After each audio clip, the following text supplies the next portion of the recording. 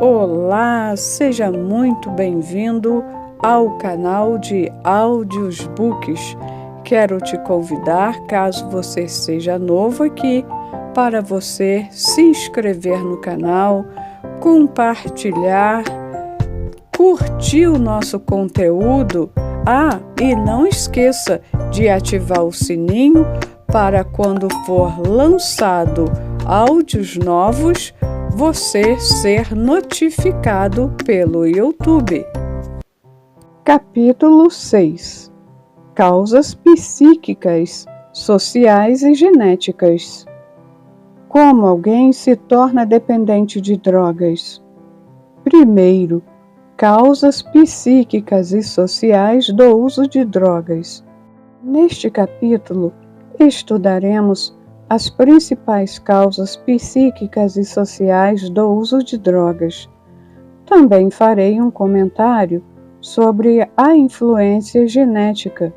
Descreverei as causas didaticamente usando os dados de uma pesquisa que realizei com cerca de 510 universitários, dos quais 244 responderam que usaram ou ainda estão usando algum tipo de droga psicotrópica, mesmo que seja medicamentosa e prescrita por médicos. Pedimos aos entrevistados que não se identificassem para que tivessem liberdade em suas respostas. O resultado da pesquisa é mostrado no gráfico a seguir e analisado neste capítulo. Diante desses dados, fizemos a seguinte pergunta individualmente ao grupo de usuários: qual a causa ou as causas que o levaram a usar drogas? As prescrições médicas e as farmácias, entre parênteses, sem prescrição médica. De acordo com os dados, a causa mais frequente que levou os universitários a usar alguma droga psicotrópica foi a prescrição médica ou receitas médicas. É claro que muitas dessas drogas fizeram parte de um tratamento médico a que o entrevistado estava sendo submetido, apesar de haver notícias de que médicos vendem receitas psicotrópicas a pessoas viciadas, o que é crime. A maioria das drogas psicotrópicas receitadas pelos médicos é moderador de apetite, inibidora do sono, indutora do sono, ansiolítica ou calmante, xarope para tosse, relaxante muscular de ação central, etc. A indústria dos psicotrópicos será a indústria farmacêutica mais poderosa do século XXI.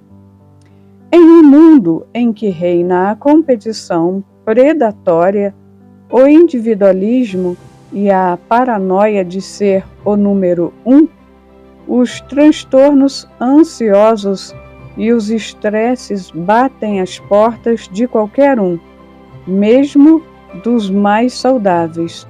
No caos em que se encontra a qualidade de vida, os medicamentos psicotrópicos surgem como o grande aliviador das misérias psíquicas, embora não atuem nas causas nem conduzem o ser humano a administrar seus pensamentos e a gerenciar suas emoções. Os medicamentos psicotrópicos deveriam ser atores coadjuvantes do processo terapêutico.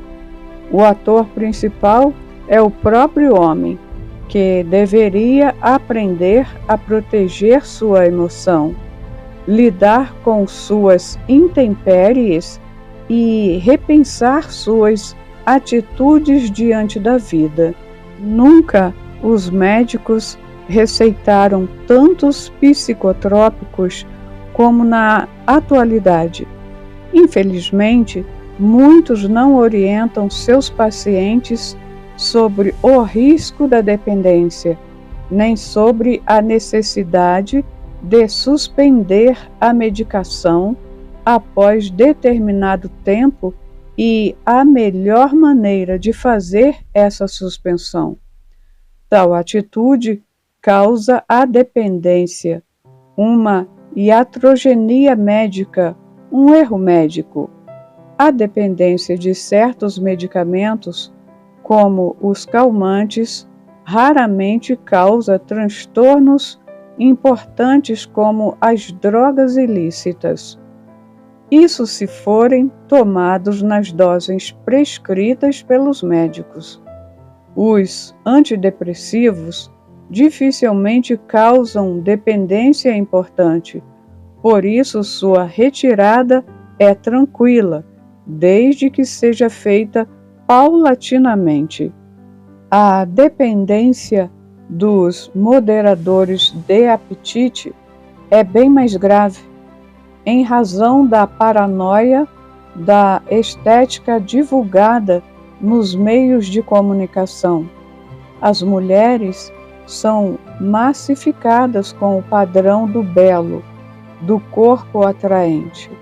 As jovens magérrimas das passarelas, que muitas vezes são infelizes, deprimidas e escravas da própria estética, tornam-se modelo para milhões de mulheres que, em tese, poderiam ser mais felizes e mais livres que elas.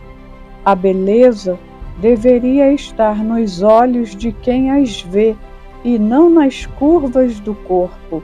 Como não conseguem ter o padrão estético desejado, elas se deprimem e se angustiam muito. Não poucas jovens desenvolvem graves transtornos psíquicos, como a bulimia, que tem entre os sintomas o comer compulsivo associado a vômitos, ou a anorexia nervosa, que gera uma ruptura drástica do instinto da fome, conduzindo algumas a morrer de inanição. Muitas mulheres têm uma necessidade doentia e compulsiva de emagrecer. Preocupam-se mais com a embalagem do corpo do que com o território da emoção, do que em ser felizes, soltas, dinâmicas, realizadas. O mundo delas é do tamanho do seu corpo, por isso tomam tudo e fazem tudo para alcançar o padrão estético massificado imposto pela sociedade. Muitas tomam moderadores de apetite indiscriminadamente, ignorando que suas fórmulas contêm estimulantes potentes, tais como o Femproporex e a anfepramona. Se não forem usados sob rigoroso controle médico, essas drogas causam dependência do tipo da cocaína e, em alguns casos, transtornos cardiocirculatórios. Conheci pessoas que morreram pelo uso abusivo desses medicamentos. Devemos considerar a dependência de medicamentos como um problema sério. Uma vez dependente, a pessoa começa a pressionar o médico para receitá-los, relatando sintomas que são da síndrome de abstinência e não da sua própria doença. Outros procuram tais medicamentos nas farmácias sem prescrição médica. Embora haja muitas farmácias sérias, há sempre algumas que burlam a lei. Outra pergunta feita aos universitários: na sua experiência, qual a fonte mais fácil para você adquirir droga psicotrópica? Se compararmos este último quadro com o anterior, poderemos observar que, dos 109 universitários que apontaram as receitas médicas como causa do uso de drogas, apenas 73 continuaram assinalando a prescrição médica como fonte onde obtém a droga. Isso indica que os restantes conseguem a droga sem a intermediação do médico, o que justificaria o número significativo de entrevistados que conseguem a droga nas farmácias, sem prescrição médica. Isso é um forte indício de que muitos começaram a usar drogas psicotrópicas para tratamento médico e depois, como dependentes, continuaram a usá-las fora de controle e supervisão médica, adquirindo-as nas farmácias, mesmo sem receita do médico. Um paciente de 50 anos de idade, advogado, dependente de calmantes, Psicopax, Lorax, há mais de 6 anos, procurou-me para libertar-se desses medicamentos. Segundo ele, o médico que lhe receitou tais calmantes pela primeira vez não o advertiu dos perigos da dependência. Por isso, ele os tomava de forma indiscriminada. Quando tentou parar de usá-los, não conseguiu, pois sentia-se mal-estar, tremores, ansiedade, etc. Tal caso demonstra o perigo que existe na falta de orientação e a responsabilidade que nós, médicos, temos quando receitamos um psicotrópico ao paciente. Segundo, influência de amigos. Uma árvore, quando gera seus pequenos frutos, sabe como protegê-los, envolvendo-os numa flor ou invólucro. À medida que cresce, o fruto vai tornando-se mais exposto ao ambiente externo e, portanto, sujeito a sofrer as perturbações desse meio. Do mesmo modo, quando os pais geram seus pequenos filhos, protegem-nos e vivem ao redor deles, mas à medida que eles crescem, começam a ficar mais expostos à sociedade, às suas perturbações e influências. Frequentemente, os adolescentes e os adultos, jovens, são mais suscetíveis a essas influências. O homem é um ser social. Ninguém fica plenamente ilhado em seu próprio mundo. Os grupos sociais penetram sob diversas formas no palco de nossas vidas. Nos grupos de trabalho, o que une os membros é a execução das tarefas. Entre eles, existe uma relação mais fria, distante. Fora do ambiente de trabalho, eles têm poucas raízes. Quando os membros de um grupo de trabalho se desentendem ou se agridem, em geral, ocorre uma separação drástica, às vezes definitiva. No grupo familiar, graças aos laços afetivos inconscientes, as relações normalmente se reatam, embora, em alguns casos, isso leve anos para acontecer.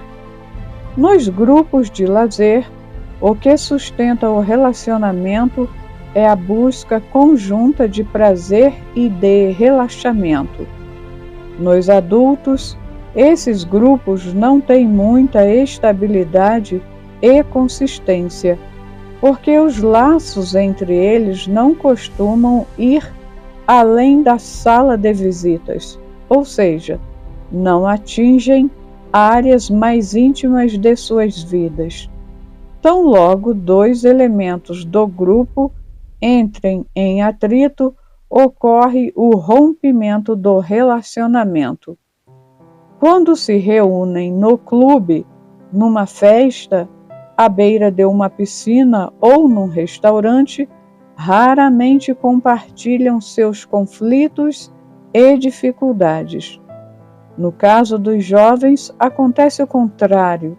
Eles são bem mais fiéis às amizades e, por isso, suas relações são mais estáveis. Mesmo quando brigam, voltam a se unir. No caso dos adolescentes, as suas próprias brincadeiras costumam ser agressivas. Eles invadem e tocam fisicamente a vida dos seus colegas com facilidade. São mais dados a confidências que os adultos e geralmente compartilham os problemas e atritos que têm com os pais. As aventuras e dificuldades escolares, sexuais, etc. Por tudo isso, os jovens recebem uma influência marcante um dos outros. Ser diferente do grupo significa ser rejeitado, estar por fora, não ser alguém realizado nessa fase da vida. Não é de admirar que esses jovens, por serem fiéis e confidentes uns aos outros, sejam influenciados pelos amigos que usam drogas. Além disso, porque muitos pais não penetraram no mundo dos seus filhos e não conseguiram ser amigos deles.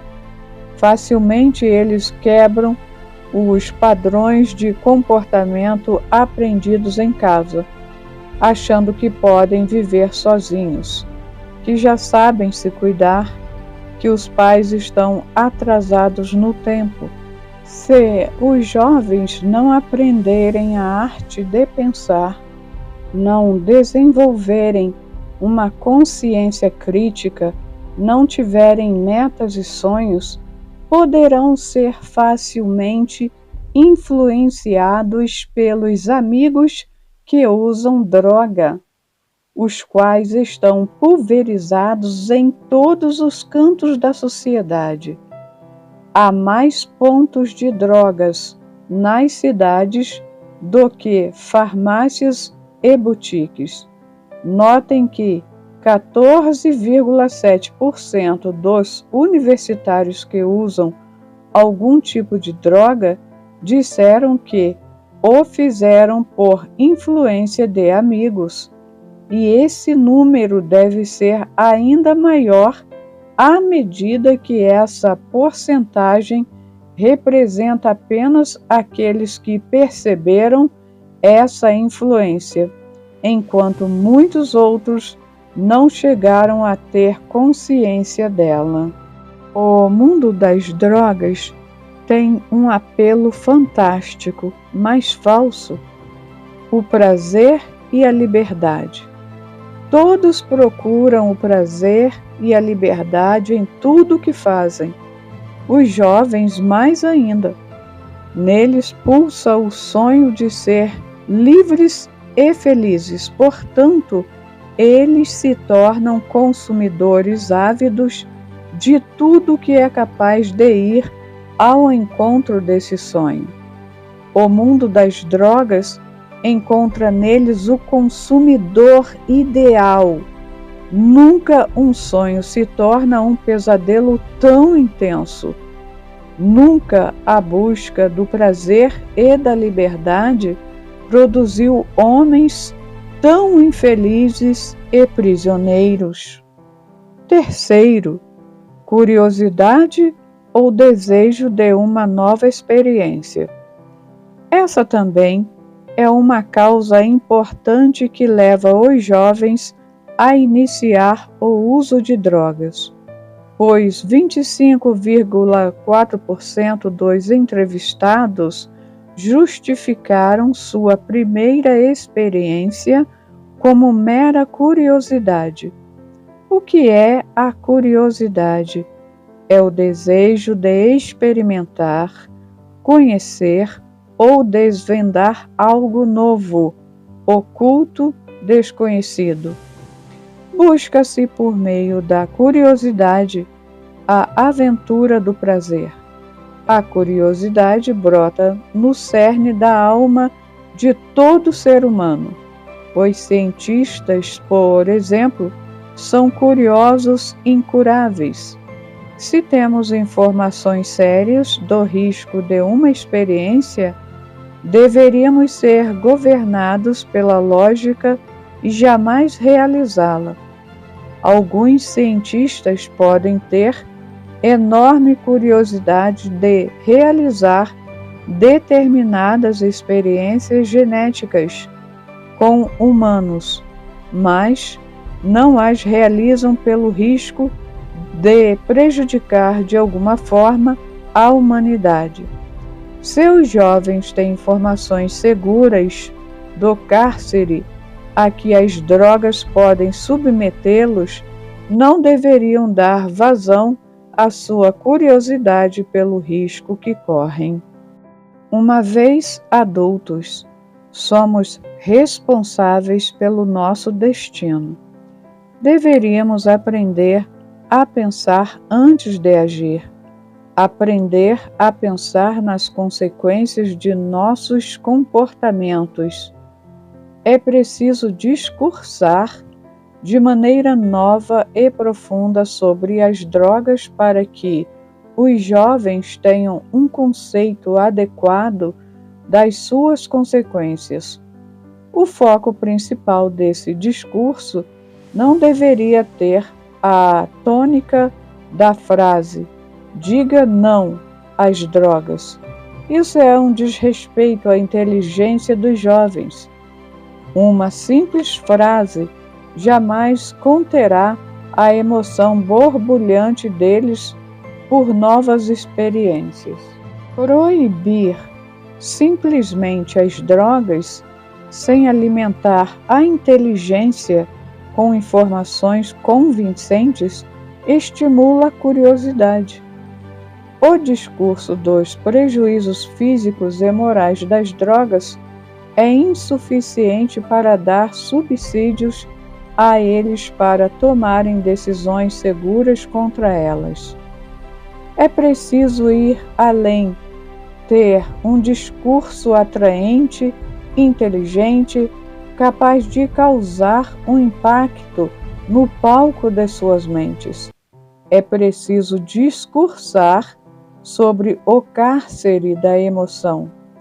É necessário falar sobre as consequências filosóficas, psicológicas e sociológicas das drogas. Entre as consequências filosóficas está a contração da capacidade de contemplação do belo, o envelhecimento emocional, a perda da sabedoria existencial. Entre as psicológicas está a produção inconsciente da imagem superdimensionada da droga, a prisão interior, a perda de liberdade. Entre as sociológicas está a perda da liberdade, do dinamismo e da motivação. A curiosidade não é um impulso motivacional constante. Aparece e desaparece, de acordo com o ambiente e as circunstâncias. Cumpre ao eu direcionar a energia da curiosidade para experiências que enriqueçam o espírito humano, a inteligência e a capacidade de empreender novos projetos. A dependência de drogas deixa os jovens à margem das sociedades, afasta-os do processo de transformação do mundo. Todavia, se canalizassem suas energias para romper os paradigmas e as avenidas doentias das sociedades, certamente suas vidas seriam coroadas de brilho. Os usuários de drogas são os maiores contestadores e críticos do mundo, mas, paradoxalmente, são os que menos fazem algo para melhorar o mundo. Tornam-se aquilo que mais odeiam, vítimas do mundo que contestam. Quem sabe, ao ler ou ouvir essas palavras, ganharão forças não apenas para romper o cárcere da dependência, mas também para serem agentes modificadores da sociedade. Gosto de conversar com eles. Sei que, embora aprisionados, muitos deles têm uma força incrível que, se liberada, pode causar uma verdadeira revolução dentro de si e no meio que os circunda. Quarto, conflitos interiores. Essa foi a quarta causa apontada pelos universitários que já experimentaram drogas. Os conflitos interiores e, até certo ponto, a curiosidade e a influência dos amigos estão relacionados com o deficiente processo de formação da personalidade dos jovens no ambiente familiar moderno. Os conflitos interiores de um jovem são muitos e podem ser traduzidos por problemas sexuais, depressões, fobias, dificuldades no relacionamento social, insegurança, instabilidade emocional, etc. Muitos jovens têm sido vítimas de alguma depressão não diagnosticada. Por estarem deprimidos, alguns buscam, no efeito das drogas, incluindo o álcool, uma reação antidepressiva. Outros, por serem tímidos, buscam a substância psicotrópica como facilitador das relações sociais. Outros, por conta de conflitos com os pais, procuram nas drogas um mecanismo de contestação e fuga. Enfim, os conflitos psíquicos podem abrir as comportas da psique, tornando-os mais vulneráveis, ou seja, menos resistentes ao uso de drogas. Os sofrimentos humanos, quando bem trabalhados, tornam-se uma ferramenta que lapida a alma e estimula a sabedoria. Infelizmente, o uso de drogas reprime a ação e a consciência do eu, resultado no definhamento da capacidade e da habilidade de uma pessoa para trabalhar as experiências dolorosas. Não há pior remédio para a dor do que escondê-la, maquiá-la, anestesiá-la por meio do efeito psicotrópico das drogas. Quinto, o sentimento da rejeição. Lembro-me de uma clínica psiquiátrica que conheci na Alemanha, nos arredores de Stuttgart. Na ocasião, enquanto o diretor clínico mostrava-me o funcionamento da instituição, passamos por um grupo de pacientes farmacodependentes. Um deles comentou com os outros: "Estão nos visitando como se fôssemos animais num zoológico. Isso demonstra o quanto alguns usuários de drogas se sentem rejeitados.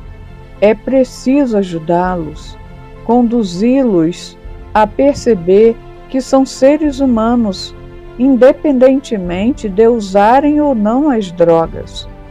A discriminação racial, cultural ou de qualquer espécie é um câncer da sociedade. A dor que ela provoca é indescritível. Os que se sentem discriminados podem ter uma motivação a mais para recorrer aos efeitos das drogas como fator de compensação psíquica. 7 universitários responderam que experimentaram drogas pela primeira vez, porque se sentiam rejeitados pelas pessoas. Isso, sem dúvida, também está associado aos problemas do ambiente familiar. Se um jovem está se sentindo rejeitado, não aceito ou não acolhido pelos membros da própria família com os quais tem convivido por tantos anos, certamente também irá sentir-se rejeitado pelas pessoas no ambiente social, pois nesse meio os laços que unem as pessoas são mais frágeis e temporários. Apesar de, às vezes, não nos darmos conta, várias pessoas que nos rodeiam se sentem rejeitadas, inferiorizadas, por isso vivem sempre exigindo uma atenção especial. Tão logo alguém faça algum gesto que as desagrade, até uma simples expressão facial, por exemplo, já se sentem ofendidas. Se fossem mais seguras, não se importariam tanto com as palavras e o comportamento dos outros em relação à sua pessoa. Apesar de o sentimento de rejeição ser comum, há pessoas com sensibilidade maior, sofrendo muito mais diante de uma situação de rejeição. E dentre essas, existem aquelas que se sentem tão excluídas, tão rejeitadas no seu ambiente social e familiar, que todos os comportamentos adversos ao seu redor tornam-se uma ofensa para elas.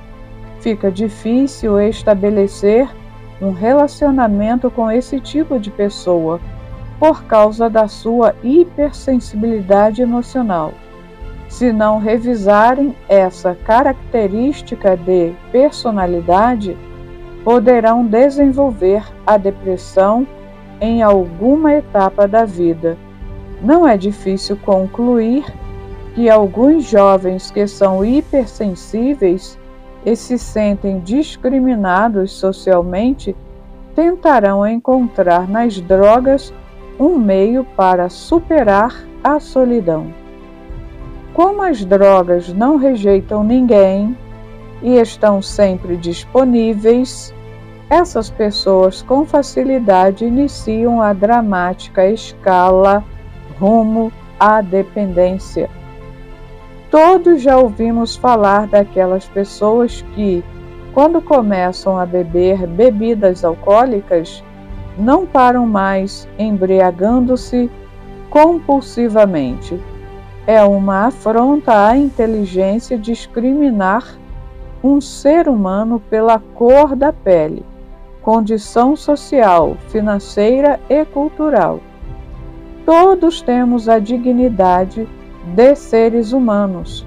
Ninguém deveria se sentir inferior a qualquer tipo de pessoa. Resgatar a autoestima e o valor real da vida pode nos vacinar não apenas contra o uso de drogas, mas também contra uma série de transtornos psíquicos. 6. Pais que não dialogam. Essa causa apareceu em 6º lugar. Apenas 5 apontaram este item. a falta de diálogo com os pais. Mas será que isso está correto? Será que a maioria deles tinha consciência ao responder à pergunta da importância desse diálogo, de como a falta de comunicação aberta e constante com os pais pode ter contribuído para a sua experiência com drogas? Creio que não. O diálogo torna as relações humanas um jardim, porém, dialogar não quer dizer exatamente conversar. Nas sociedades modernas, o ser humano vive ilhado dentro de si mesmo. A solidão é silenciosa. Não sabemos falar de nós mesmos, dos nossos sonhos, dos nossos projetos mais íntimos. Não sabemos discorrer sobre nossas fragilidades, inseguranças e experiências mais silenciosas. Estamos vivendo ilhados na sociedade. Nunca estivemos tão próximos fisicamente, mas tão distantes interiormente. Nunca falamos tanto de coisas que estão fora de nós e nos silenciamos tanto sobre as nossas experiências mais íntimas. Os jovens, os velhos, os iletrados, os intelectuais têm vivido represados no território da emoção. A crise do diálogo na atualidade é tão grande que, infelizmente, as pessoas só têm coragem de falar sobre si mesmas quando estão diante de um psiquiatra ou de um psicoterapeuta. Por que milhões de pessoas usam drogas? As causas, como temos visto, são muitas, mas temos de saber que dentre elas está a solidão e a crise das relações sociais. 7. A influência de traficantes. Ao contrário do que muita gente pensa e do que os meios de comunicação divulgam, é infrequente que um jovem inicie o uso de drogas por influência de traficantes.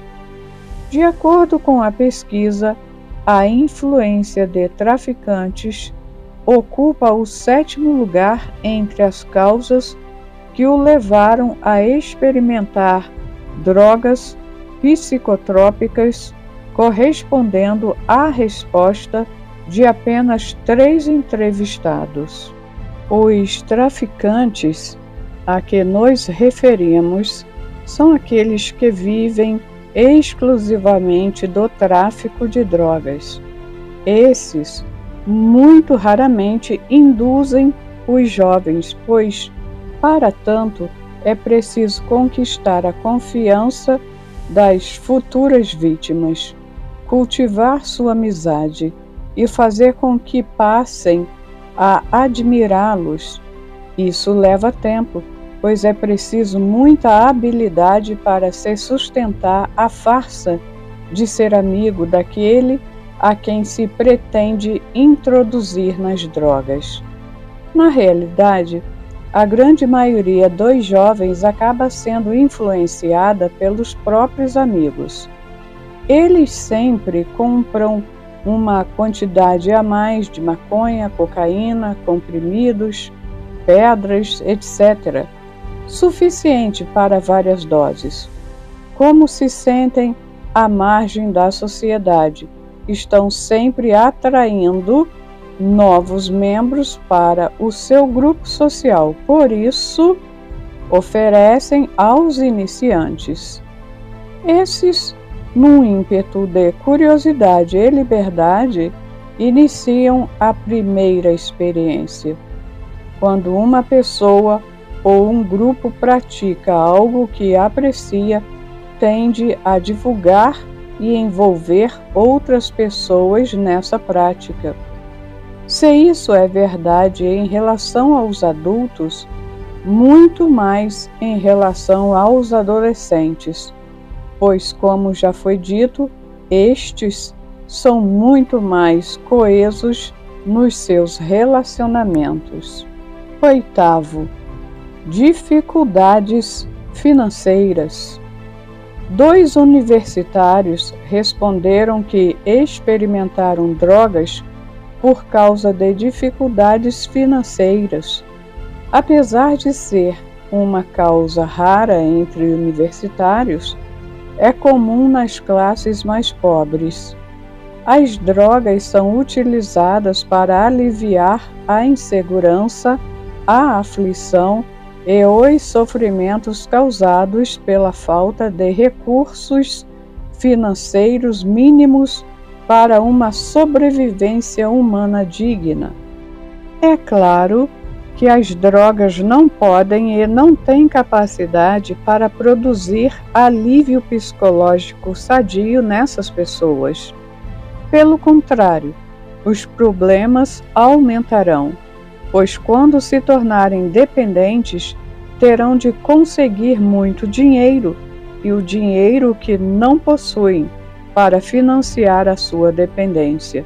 Se não o conseguirem mediante trabalho honesto, partirão para meios ilícitos, para a delinquência, roubos ou se transformarão em pequenos traficantes. Já tive pacientes que passaram por essa situação. Nono, genética. No campo da neurologia, a carga genética pode provocar alterações metabólicas e deficientes no córtex cerebral, gerando doenças graves, tal como o mongolismo. Na psiquiatria, a carga genética não condena ninguém. Ela não é capaz, por si mesma, de produzir as doenças psíquicas, tais como a depressão, a ansiedade, a psicose, o alcoolismo ou outra dependência química. No máximo, ela pode influenciar o aparecimento dessas doenças. Alguns tipos de depressão e transtornos psíquicos podem ter uma influência genética. Entretanto, mesmo 2 gêmeos idênticos, portanto, com mesma carga genética, podem ter personalidades totalmente distintas, ainda que sejam filhos de pais depressivos. Um pode ter crises depressivas e o outro pode ser alegre, estável e extrovertido. Por que essa discrepância? Porque as variáveis que produzem a formação da personalidade são multifocais e combinam-se de múltiplas maneiras. A carga genética não define as estruturas mais importantes da inteligência, ou seja, a arte de pensar, a capacidade de uma pessoa trabalhar suas perdas, a habilidade de filtrar os estímulos estressantes, de dialogar sobre seus conflitos, de ter prazer nos eventos da vida, de socializar-se e de construir relações saudáveis. O equipamento genético produz, no máximo, os níveis de sensibilidade emocional e o ritmo do fluxo de energia cerebral em que serão construídas as estruturas da inteligência. Essas são produzidas por diversos fenômenos psíquicos e não físicos. Estudei esse assunto ao longo de 17 anos e publiquei no livro Inteligência Multifocal.